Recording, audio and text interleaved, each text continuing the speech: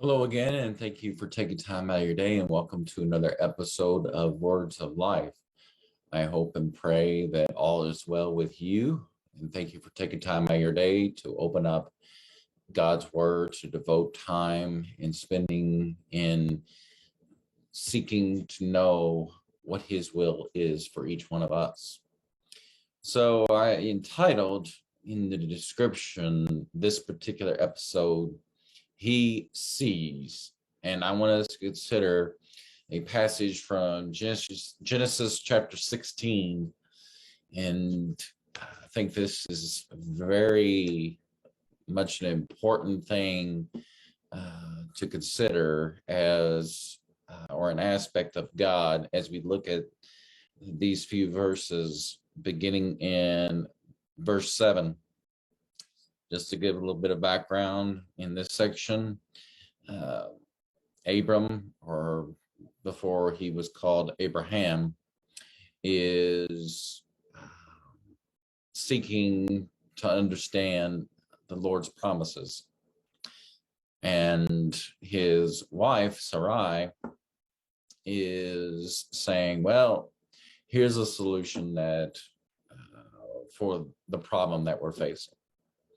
She takes a step in the wrong direction, and unfortunately Abram follows her and does not do what he is supposed to do, being the spiritual head of the house. And what happens is, I think most of us are probably familiar with this account, but Sarai gives Abram her maid, her servant, as to be a wife. So Abram foolishly agrees to this plan, and Hagar, the servant, ends up conceiving and is with child. There is a friction that occurs now between Hagar and Sarai, and we see the result of this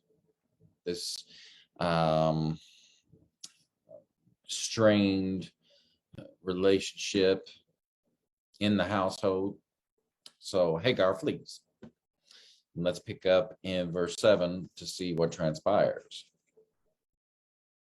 Now the angel of the Lord found her by a spring of water in the wilderness, by the spring on the way to Shur. He said, Hagar, Sarah's maid, where have you come from and where are you going? She said, I am fleeing from the presence of my mistress Sarai. The angel of the Lord said to her, return to your mistress and submit yourself to her authority. Moreover, the angel of the Lord said to her, I will greatly multiply your descendants so that they will be too many to count. The angel of the Lord said to her further, behold, you are with child, and you will bear a son.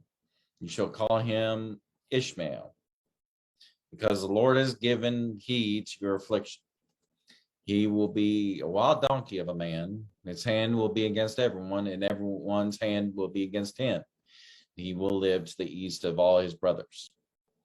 And she called the name of the Lord who spoke to her. You are a God who sees. For she said, have I even remained alive here after seeing him? And therefore the well was called Beer Lahai Roy. Behold, it is between Kadesh and Bered. I think this is an amazing thing that transpired, and no doubt it would have been just an awe-inspiring event between Hagar and God. And what Hagar was able to experience, we can only even imagine.